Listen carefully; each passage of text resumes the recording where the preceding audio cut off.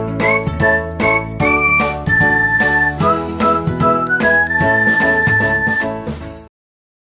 Everyone, स्वागत है आप सभी लोगों का ऑनलाइन प्लेटफॉर्म में। और जैसा कि हम इकोनॉमिक्स की लेक्चर सीरीज को आगे बढ़ा रहे हैं, तो आज उसी कंटिन्यूएशन में जो है वो यूपीएससी के पीवाईक्यू हम डिस्कस करने जा रहे हैं, जिसमें हम सन 2020 के 2020 के एमसीक्यूज जो है वो डिस्कस करेंगे। ठीक है। पुरानी जो क्लासेस हैं उसमें कोई भी प्रॉब्लम है तो आप कमेंट सेक्शन में लिखिए। आज की क्लास के पीवाईक्यूज जो है वो डिस्कस करते हैं, और आपको इवन ये भी जो है मैं बताऊंगा कि कैसे 2020 और 2021 इन 2 ईयर्स में जो यूपीएससी ने प्रीलिम्स के जो क्वेश्चन पूछते थे उसमें चेंजेस क्या क्या देखने को मिली। ठीक है, 2021 में जो चेंजेस थी वो क्या थी, और उसके चलते जो है वो कैसे एग्जाम और मुश्किल हो गया, और उन चीज़ों को सुधारने के लिए हमें क्या क्या चीज़ें इम्प्लीमेंट करनी होगी। आप हमारे यहाँ जो है वो कोचिंग अटेंड कर सकते हैं। ठीक है, जिसमें आपको इन सब लोगों की मेंटोरशिप के नीचे जो है वो काम करने का मौका मिलेगा। अगर आप एक सीरियस प्रीलिम्स देना चाहते हैं तो सीरियसनेस जो है वो इस चीज में भी दिखाइए कि किसी राइट मेंटोर की गाइडेंस के नीचे प्रिपरेशन की। Clear on this. हमारे बेसिक फीचर जो है वो ये सब लिखे हुए हैं, इनको आप देख सकते हैं। इसमें कोई भी प्रॉब्लम है, कुछ और पूछना चाहते हैं तो आप जो है बार कोड स्कैन करके हमें अप्रोच कर सकते हैं, या फिर कमेंट सेक्शन में कुछ भी लिख सकते हैं। ठीक है, तो यही रास्ता जो आपको कहाँ तक लेके जाएगा, जो आपको यूपीएससी तक लेके जाएगा। ठीक है, तो चलिए ज़्यादा समय ना लेते हुए पहला।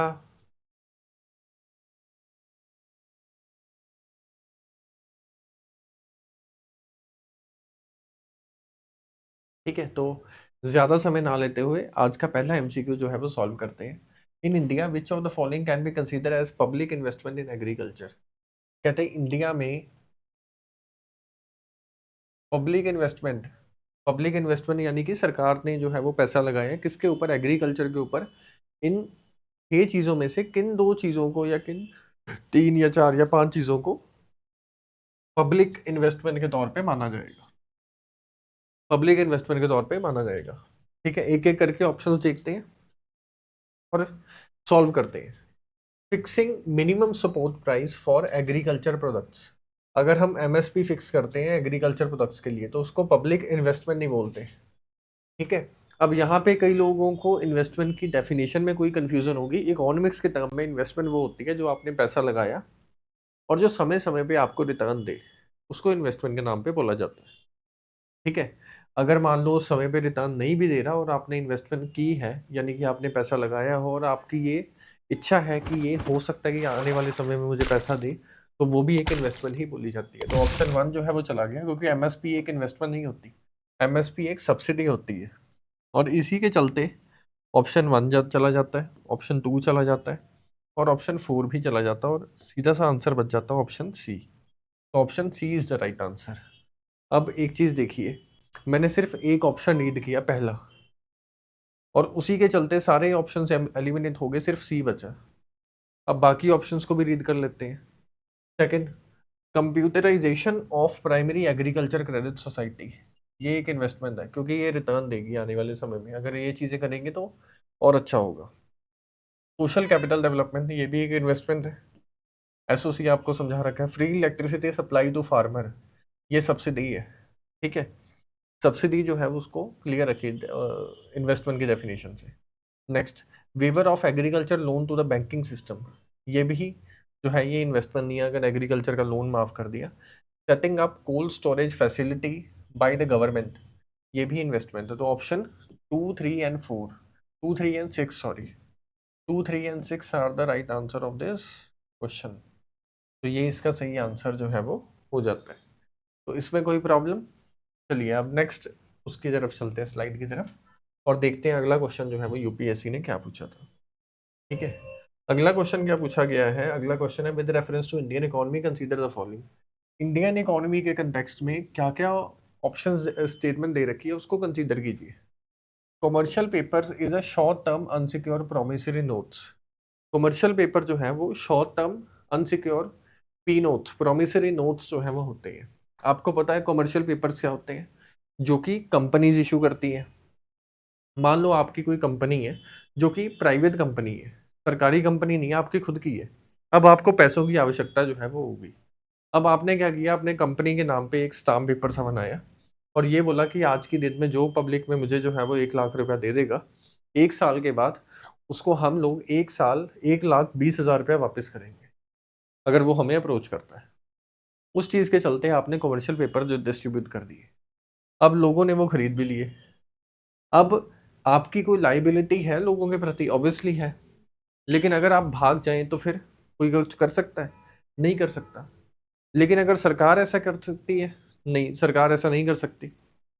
तो सरकार जो इशू करती है वो सिक्योर होते हैं ज्यादा, कमर्शियल पेपर सिक्योर नहीं होते, अनसिक्योर होते हैं। तो एक चीज तो ठीक है। दूसरी चीज, 1 साल से कम के लिए बोला मैंने, या 1 साल, तो इस वजह से शॉर्ट टर्म भी होता है। तो ऑप्शन 1 जो है वो तो सही है।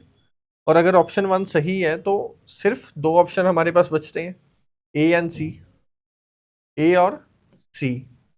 और अब जो गेम है वो 2 और 3 के बीच की बची है, 2 और 3 की। 4 ऑप्शन जो है वो तो हम अगर ना भी देखें तो फिर भी चल रहा है, ठीक है। तो 2 और 3 में जो है वो बेसिकली क्या बोला जा रहा है, इसको देखते हैं। Certificate of deposit is long term instrument used by the RBI for the, यहीं पे यूपीएससी ने जो है वो हमें कंफ्यूज करने के लिए जो है वो बता दिया। और क्या बताया, जब मैं आप लोगों को मनी मार्केट के बारे में समझा रहा था तो मैंने बोला था 2 तरीके की मार्केट होती है, एक होती है मनी मार्केट, एक होती है कैपिटल मार्केट। मैंने ये बोला था कि जो कैपिटल मार्केट होती है वो 1 साल से ज्यादा लंबे समय के लिए होती है, लेकिन जो मनी मार्केट है उसका समय जो है वो 1 साल से कम बोला जाता है। और अगर इसका समय 1 साल से कम बोला जाता है तो इस चीज के चलते ये शॉर्ट टर्म इंस्ट्रूमेंट हुआ, लॉन्ग टर्म इंस्ट्रूमेंट तो ये नहीं हुआ। तो इस तरीके से सेकंड ऑप्शन भी एलिमिनेट हो गया। और जैसे ही सेकंड ऑप्शन एलिमिनेट होता है तो आप बताइए क्या होगा, ऑप्शन ए भी चला जाएगा। अब हमारे पास सीधा सा एक ही आंसर बचा और विच इज सी। इसका मतलब तीसरी स्टेटमेंट जो है वो सही होनी चाहिए। Call money is a short term finance use by the inter banking transaction. Call money क्या होती है, आपको समझाया था जब मनी मार्केट कर रहे थे। कॉल मनी होती है कि जैसे मान लो मेरा बैंक है, मेरे बैंक को पैसों की आवश्यकता होगी शॉर्ट टर्म के लिए, तो मैं आरबीआई को सीधा अप्रोच नहीं करूंगा, मैं अपने किसी साथ वाले सहायक बैंक को फोन करूंगा और उनको बोलूंगा कि मेरे जो बैंक है वहां पे ट्रांजेक्शन की कमी के चलते जो है मुझे पैसों की आवश्यकता है, तो आप हमें मुझे पैसा दे दो। और वो जो मुझे पैसा दे देंगे उसको बोलेंगे कॉल मनी। तो कॉल मनी जो है वो इंटर बैंक ट्रांजेक्शन मनी भी बोला जाता है इसको। और ये जैसा कि मैंने बोला शॉर्ट टर्म तो होता ही है। तो इसका आंसर क्या हो गया, option C is the right answer. कुछ मुश्किल था? कुछ भी मुश्किल नहीं था, बस ये था कि प्रेजेंस ऑफ माइंड और वहां पे पीसफुली जो है वो आपको सॉल्व करना और कुछ नहीं करना। Next, with reference to international trade of India, कहते हैं अंतरराष्ट्रीय व्यापार के संदर्भ में जो है which of the following statement is correct, कौन सी चीज जो है वो सही है। अब एक एक करके देखिए। ये क्वेश्चन पूछा गया सन 2020 में, यानी कि उससे 1 साल या 1.5 साल पहले की जो न्यूज़ होगी, 2019 जनवरी से लेके 2020 में अक्टूबर में हुआ था प्रीलिम्स, क्योंकि कोरोना ईयर था। इन इस 1 1.5 साल में जो है जो चीजें हो रही थी, जो मेजर डेवलपमेंट हो रही थी, उसके आधार पे क्वेश्चन पूछा गया। अब हमें उस ईयर का जो है वो नहीं पता मान लो, फिर भी ये क्वेश्चन कैसे सॉल्व हो सकता है, इस चीज को सीखते हैं आज की क्लास में। कहते हैं India's merchandise export are less than merchandise import. India का जो वस्तुओं, यानी कि इंडिया के जो सामान है, ठीक है, यहाँ पे देखिए व्यापारी का याद जो है उस केस में क्या बोल रहे हैं, कहते हैं India merchandise export are less. India जो फॉरेन में चीजें भेजता है वो कम है, किसके मुकाबले में, इम्पोर्ट्स के मुकाबले में। तो ये बिल्कुल सही है। यानी इंडिया जो फॉरेन देशों में बाहर सामान भेजता है और जो मंगवाता है उन दोनों में फर्क है, पहली चीज ये बोली गई। दूसरी चीज बोली गई कि हम फॉरेन से मंगवाते ज्यादा है, भेजते फॉरेन देशों में कम है। उस ईयर न्यूज आपने नहीं रीड की, लेकिन अगर फिर भी जो है एक लॉजिक को देखें कि इंडिया इतनी चीजें जो है वो आज भी नहीं बनाता, आज भी हम जो है वो इंपोर्ट के ऊपर ज्यादा डिपेंडेंट है, एक्सपोर्ट हम उस लेवल का नहीं करते। तो इस तरीके से जो है ये फर्स्ट स्टेटमेंट सही हो जाती है। और जैसे ही फर्स्ट स्टेटमेंट सही होती है हमें दो ऑप्शन दी जाती है, और वो दो ऑप्शन क्या होते हैं, बोथ ऑप्शन होते हैं ए और डी। ठीक है, next, India's import of iron and steel, chemical fertilizer and machinery has decreased in the recent past. Decrease हो सकता है, नहीं हो सकता। रीजन इसका क्या होगा, डिक्रीज क्यों नहीं हो सकता? क्योंकि iron and steel chemical fertiliser का हम और ज्यादा समय के साथ इस्तेमाल कर रहे हैं। डिक्रीज नहीं होगा, इंक्रीज हुआ होगा। और जैसे ये होता है तो ऑप्शन ए भी चला जाता है और हमारे पास आ जाता है इसका answer which is option D. और ऑप्शन में तीसरी स्टेटमेंट क्या थी, India's export of services more than the import of the services. India जो है वो सर्विसेज को ज्यादा एक्सपोर्ट करता है और सर्विसेज को इम्पोर्ट कम करता है। बिल्कुल ठीक है। ठीक है, अभी मैंने स्टेटमेंट देखी भी नहीं थी, फिर भी मैंने ये बता दिया कि इसका आंसर क्या होगा। Next, India suffers from overall trade current account deficit. India जो है वो ओवरऑल करंट अकाउंट डेफिसिट की सिचुएशन में है, तो ये भी सही है। तो इसका आंसर क्या हो गया, option D is the right answer of this question. चलिए next, in the context of Indian economy non financial डेप्ट इंक्लूड्स। नॉन फाइनेंशियल डेप्ट में क्या क्या चीजें आती हैं? नॉन फाइनेंशियल डेप्ट, ठीक है, अब एक चीज सिंपल सी याद रखिए, नॉन फाइनेंशियल डेप्ट जो है वो पैसा होता है जो हमने किसी इन्वेस्टमेंट के लिए नहीं करना, अपनी जो डे टू डे ट्रांजेक्शन में कमी आई है उसके लिए करना है। अब एग्जांपल लेता हूँ, एग्जांपल है, मान लो आपकी आपकी सैलरी जो है वो महीने के 7 तारीख को आ जाती है आपके अकाउंट में, और मान लो आपकी सैलरी है 90,000 रुपये, कितनी है, 90,000। और 90,000 रुपये आप क्या करते हो कि 7 तारीख को आता है और 25 तारीख तक उस महीने की आप जो पैसा है जो आपको आया वो पूरा का पूरा खर्च कर देते हो। अब उसके बाद आप रोजाना के ट्रांजैक्शन के लिए किसी व्यक्ति से कुछ उधार लेते हो, और वो जो उधार लिया गया उसको हम बोलते हैं नॉन फाइनेंशियल डेप्ट। ठीक है, ये है नॉन फाइनेंशियल डेप्ट। फाइनेंशियल डेप्ट की एग्जांपल क्या होगी कि मान लो आपकी सैलरी आई, उसी के चलते जो है आपने सोचा कि इस पर 40,000 मैंने कंजम्पशन करनी है और 50,000 जो है मैंने कहीं इन्वेस्ट कर देना। अब जो 50,000 इन्वेस्ट किया उसमें 50,000 का मैंने लोन लेके भी इन्वेस्ट करना है, यानी कि 1 लाख की इन्वेस्टमेंट करनी है। वो जो आपने 50,000 का और लोन लिया उस इन्वेस्टमेंट को करने के लिए उसको बोलते हैं फाइनेंशियल डेप्ट। नॉन फाइनेंशियल डेप्ट और फाइनेंशियल डेप्ट, इन दोनों में जो कंफ्यूजन थी वो आपको क्लियर होगी। अब in context of Indian economy, कहते हैं इंडियन इकोनॉमी के कंटेक्स्ट में जो है अब पूछा जा रहा है कि नॉन फाइनेंशियल डेप्ट जो है वो क्या होता है। नॉन फाइनेंशियल डेप्ट क्या होता है? पहली चीज है housing loan owned by the government. जो हाउस होल्ड के ऊपर जो है, हाउस होल्ड के ऊपर जो लोन की अमाउंट है ये नॉन फाइनेंशियल है, क्योंकि इकोनॉमिक्स के टर्म्स में घर को लाइबिलिटी बोला गया है, एसेट नहीं बोला गया। यदि आप पैसे लोन पे लेके जो है वो घर खरीद लेते हो तो ये नहीं कोई बोलेगा आपने एसेट क्रिएशन की, ये बोलेंगे घर एक लाइबिलिटी है। तो ऑप्शन वन जो है वो इस तरीके से एलिमिनेट हो जाता है। Second, amount outstanding on the credit card. जो हमारा क्रेडिट कार्ड है उस पे जो अमाउंट हमारी बनी हुई है जिसको हमने जो है वो क्या करना है, पे करना है। Next, T bills, treasury bills जो सरकार ने इशू किए हैं वो। तो इसका आंसर क्या है, 1, 2 एंड 3, तीनों के तीनों जो है वो नॉन फाइनेंशियल डेप्ट जो है वो है। Clear on this? नेक्स्ट, ये क्वेश्चन भी हमने WTO के टर्म्स में देखा था। ठीक है, आप क्वेश्चन देख लो अच्छे से, कोशिश करो उसको सॉल्व करने की, नहीं हो रहा तो फिर हम आपको बता ही रहे हैं। कहते हैं with reference to the TRIPS which of the following statement is correct. कौन सी स्टेटमेंट करेक्ट है? ठीक है, तो पहली चीज उन्होंने बोल रखी है, कहते कि quantitative quantitative restriction on import by the foreign investor are prohibited. Quantitative means, यानी कि इसका मीनिंग सिंपल सा क्या बना, इसका मीनिंग बना कि अगर WTO ने ये लगा रखा है कि क्वांटिटेटिव रिस्ट्रिक्शंस आप नहीं लगा सकते। क्वांटिटेटिव रिस्ट्रिक्शंस का मीनिंग क्या होता है कि जैसे मान लो आप सिर्फ इतनी क्वांटिटी ही हमारे देश में भेज सकते हो, उससे ज्यादा नहीं भेज सकते। ये लगाने WTO के द्वारा अलाउड नहीं है। ठीक है, तो फर्स्ट स्टेटमेंट जो है वो आपको क्लियर हो गई होगी। इसमें कोई भी कंफ्यूजन है तो आप लोग पूछ सकते हैं।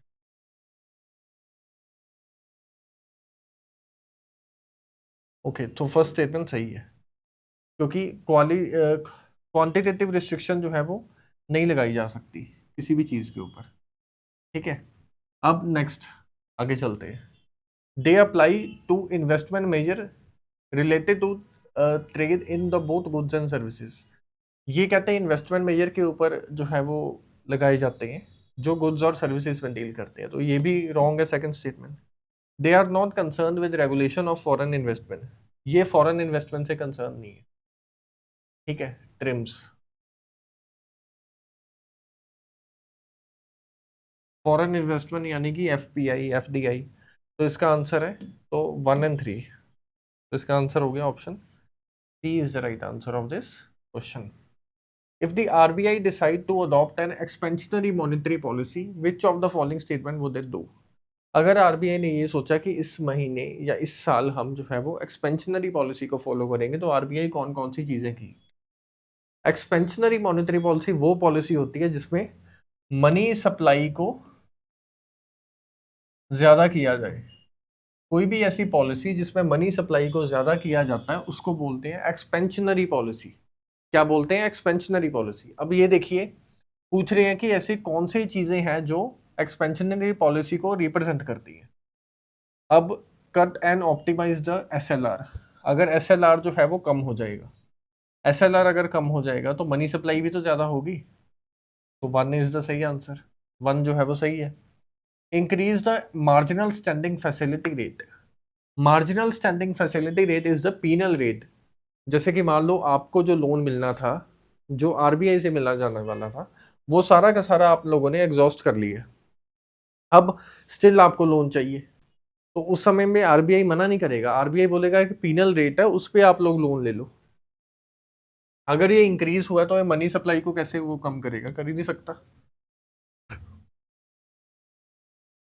नेक्स्ट है cut the bank rate and repo rate, अगर बैंक रेट और रेपो रेट को कम कर दिया जाए, ये भी सही है, तो इसका आंसर हुआ सी, 1 और 3 is the right answer of this question. Clear on this? Next, with reference to Indian economy after 1991 economic liberalization, consider the following statement: worker productivity increase in the urban area while it decrease in the rural area। कहते हैं workers की जो productivity थी वो urban area में जो है वो इंक्रीज होगी और रूरल एरिया में कम होगी। The percentage share of rural area in the workforce steadily increase, rural area in the workforce steadily increase, ये बिल्कुल सही स्टेटमेंट है। इनका कहना ये है कि जो गांव के लोग हैं उस जो वर्कफोर्स है वो वर्कफोर्स में इंक्रीज होने शुरू हो गए स्टेडीली 1991 के बाद, ये सही है। In rural area the growth in the non farm economy increased, ये भी बिल्कुल सही है। नॉन फार्म इकोनॉमी जो है वो 1991 के बाद इंक्रीज उसमें देखा गया। ठीक है, तो ऑप्शन 2 और 3 में जो है, लेकिन सेकंड में ऑप्शन में जो है वो स्टडीली आ रखा है, अगर ग्रेजुअली होता या नॉर्मली इंक्रीज होता वो ज्यादा सही रहता। ठीक है, next, the growth rate in rural employment decrease, rural employment का जो ग्रोथ रेट है वो डिक्रीज हुआ है, तो आपके अकॉर्डिंगली जो है वो क्या आंसर होना चाहिए, तो आप लोग कमेंट सेक्शन में जो है वो बताइए। ठीक है, worker productivity increase in the urban area while decrease in the rural area, ये स्टेटमेंट ठीक है, 1 सही है। Percentage share of rural area in the work force steadily increase, ये नहीं पॉसिबल। और इवन अगर आप देखेंगे तो सेकंड, फर्स्ट और फोर्थ ये तीनों स्टेटमेंट आपस में कॉन्फ्लिक्टिंग है, और उसमें से भी फर्स्ट और फोर्थ आपस में जो है वो मैच कर रही हैं। जैसे प्रोडक्टिविटी डिक्रीज की बात की तो इसमें भी डिक्रीज की बात की गई है, लेकिन इसमें रूरल एरिया में इंक्रीज की बात की गई है, और स्टेडीली पॉसिबल नहीं है, ग्रेजुअली जो है वो हुआ था।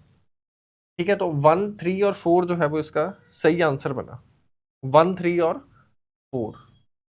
ठीक है, अब नेक्स्ट जो है वो देखते हैं, consider the following statement in terms of short term credit delivery to the agriculture sector, district central cooperative banks deliver more credit in comparison to scheduled commercial bank and regional rural bank. कहते हैं यदि हम agriculture में loan देने की बात करें तो जो दूसरे बैंक हैं, यानी कि जो कौन से बैंक हैं, जो डिस्ट्रिक्ट सेंट्रल कोऑपरेटिव बैंक हैं वो ज्यादा लोन देते हैं किसके कंपैरिजन में? शेड्यूल्ड कमर्शियल बैंक और रीजनल रूरल बैंक के कंपैरिजन में।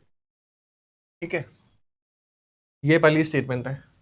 One of the most important function of DCCB is to provide fund to the primary agriculture credit society. कहते इसका जो मेजर ऑब्जेक्टिव है वो यही है कि प्राइमरी एग्रीकल्चर क्रेडिट सोसाइटी को ज़्यादा लोन देना।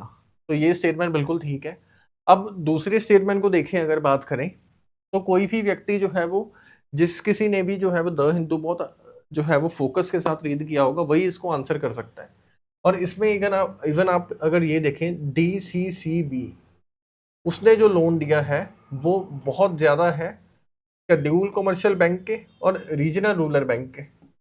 अब एक चीज़ देखिए, शेड्यूल कमर्शियल बैंक के बारे में आपको पता होगा, रीजनल रूरल बैंक भी आपने बहुत सुना होगा।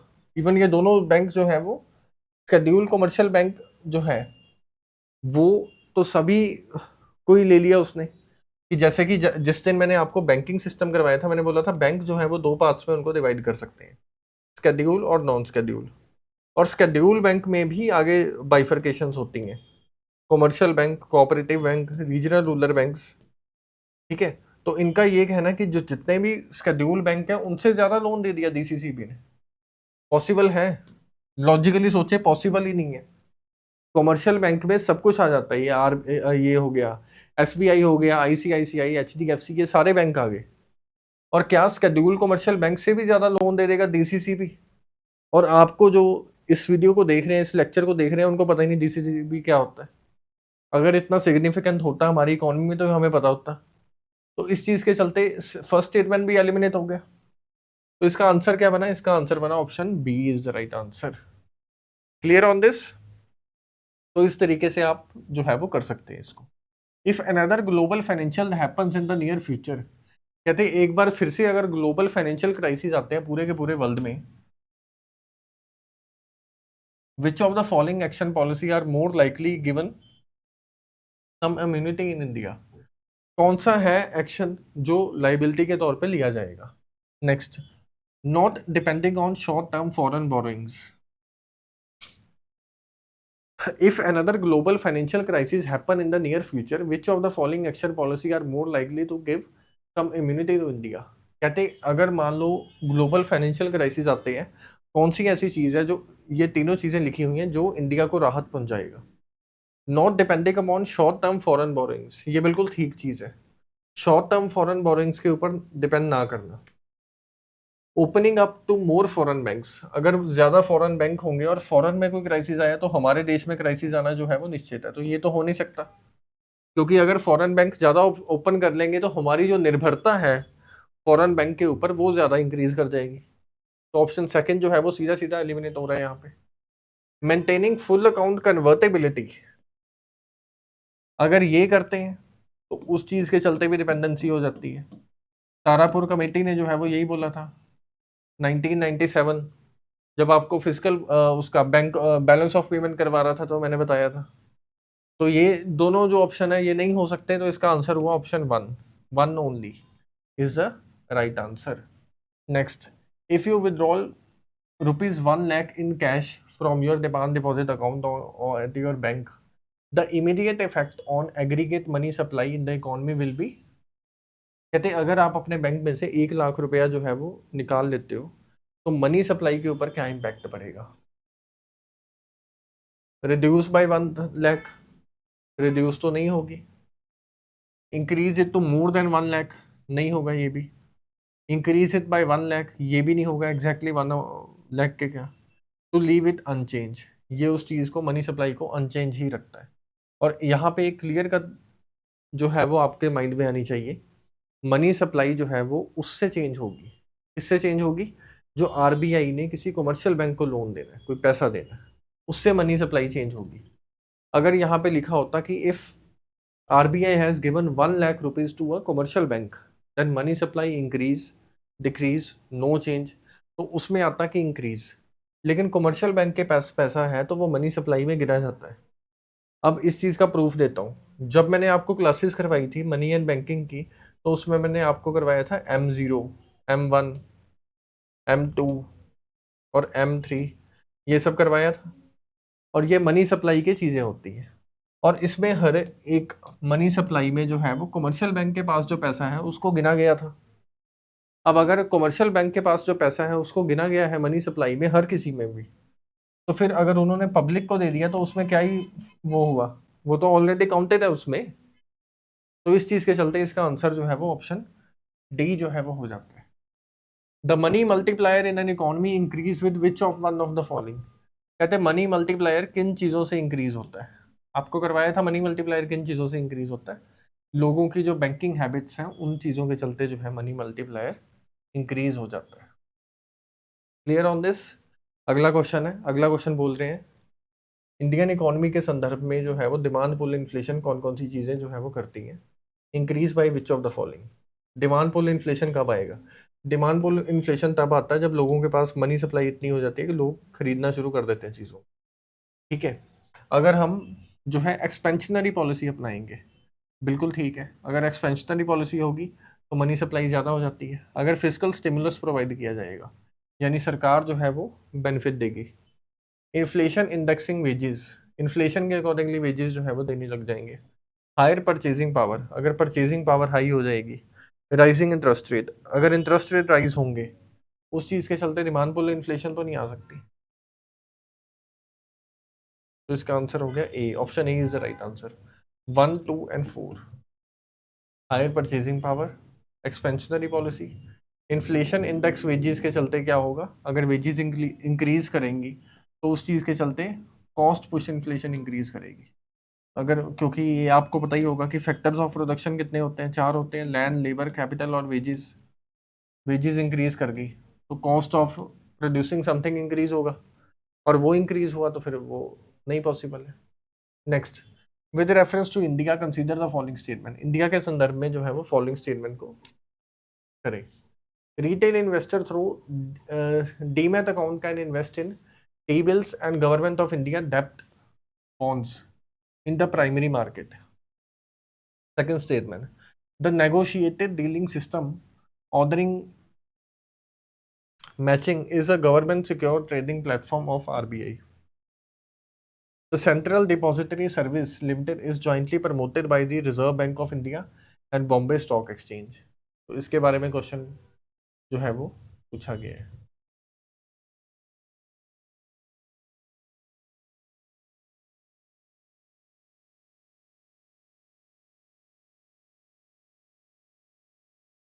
ओके सो जो हमने स्टेटमेंट्स रीड की हैं इसमें दो चीज़ें हैं, मनी मार्केट से संबंधित ये क्वेश्चन है।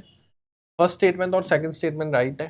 तीसरी स्टेटमेंट जो है अगर आपको आती है तो ठीक है, नहीं आती तो फिर डायरेक्टली वो चीज़ नहीं हो पाएगी। ठीक है, तो इसमें ऐसे क्वेश्चंस में कोई लॉजिक नहीं लगेगा। ऐसे क्वेश्चन में या तो आपको आता है या नहीं आता है, और ऐसे क्वेश्चन जो है वो सॉल्व नहीं करने चाहिए यूपीएससी में। ऐसे क्वेश्चन ही रिस्पॉन्सिबल होते हैं कि हमारे मार्क्स जो है वो नीचे आते हैं। तो इसका आंसर वैसे बी है। ठीक है, तो आप उन चीज़ों का ध्यान रखिए अगर ऐसे क्वेश्चन आते हैं। Next, in India the central bank function as a lender of last resort. कहते हैं सेंट्रल बैंक को लेंडर ऑफ लास्ट रिजॉर्ट बोला जाता है कि ये आखिरी मौका बचा, आखिरी वो है रास्ता है हमारे पास लोन लेने का। वो ऐसा क्यों बोला जाता है? Lending to trade and industrial bodies, क्योंकि ये लोगों को और इंडस्ट्रियल बॉडीज को लोन देता है इस वजह से? नहीं, आरबीआई जो है वो सेंट्रल बैंक तो लोगों से डील ही नहीं करता, तो ये क्यों ही होगा? तो पहला ऑप्शन गया। Next, providing liquidity to the banking having a temporary crisis. Banks को लोन देता है जो कि टेम्परेरी क्राइसिस को फेस कर रहे हैं, तो ऑप्शन बी और सी के बीच में रह गया। Lending to government to finance budgetary deficit, government को भी देता है, तो इसका आंसर हो गया option C is the right answer. Clear on this. Next, the governor of RBI is appointed by the central government. RBI का जो गवर्नर है वो सेंट्रल गवर्नमेंट के द्वारा अपॉइंट किया जाता है। बिल्कुल ठीक, सेंट्रल गवर्नमेंट ही अपॉइंट करती है उसको। Certain provision in the Constitution of India give the central government the right to issue directions to the Reserve Bank of India in the public interest. कहते हैं कॉन्स्टिट्यूशन जो है वो ये बताता है कि गवर्नमेंट जो है वो डायरेक्शंस दे सकती है आरबीआई को, लेकिन अगर आपने लक्ष्मीकांत अच्छे से की होगी तो आपको पता होगा कॉन्स्टिट्यूशन में ऐसी चीज़ें जो है वो नहीं लिखी गई। कॉन्स्टिट्यूशन में जो है फाइनेंस को लेके फाइनेंशियल पावर्स लिखी गई हैं जिसमें स्टेट और सेंटर का रिलेशन बताया गया। आरबीआई और सेंटर का रिलेशन कभी नहीं बताया गया। तो इकोनॉमिक्स में थोड़ी सी पॉलिटिकल साइंस की नॉलेज अगर अप्लाई करते हैं तो ये ऑप्शन चला जाता है सेकंड गया तो ये गया और ये गया, ऑप्शन सी ही बचा इसका। The governor of RBI has the power from the RBI act, तो ऑप्शन 1 और 3 is the right answer. Clear on this? Next, with reference to the casual workers employed in India, which of the following is correct? All casual workers are entitled to employee provident fund, ये बिल्कुल ठीक है। Casual workers को जो है PF जो है वो मिलता है। और casual workers are entitle to regular working hours and over time payment. अगर किसी कैजुअल वर्कर ने, ठीक है, किसी कैजुअल वर्कर ने अगर रेगुलर वर्किंग की है और ओवर टाइम भी लगाया है, फिर उसको पैसे मिलने चाहिए। तो ये भी जो है बोला जाता है संविधान और कैजुअल वर्कर के बारे में जो लॉ बनाया गया। Next, the government can notify specify that an establishment और इंडस्ट्री शैल पे wages only through bank account. ये भी बोला जाता है कि जो पैसा अपने एम्प्लॉयज को देना है वो सिर्फ बैंक अकाउंट के जरिए ही दिया जा सकता है, कैश वगैरह के जरिए जो है वो नहीं दिया जाएगा। तो ये तीनों स्टेटमेंट ठीक है, ठीक है। तो अब सबसे बेस्ट स्टेटमेंट लेकिन मुझे इसमें ये वाली लगी कि ओवर टाइम भी देना चाहिए, ठीक है। तो चलिए, जोक्स अपार्ट, तो उम्मीद करते हैं आज का लेक्चर जो है वो आपको समझ आया होगा और इसमें कोई भी प्रॉब्लम नहीं आई होगी। अगर कोई प्रॉब्लम है तो कमेंट सेक्शन में लिखिए, हम आपकी प्रॉब्लम को सॉल्व करने का कोशिश करेंगे। धन्यवाद।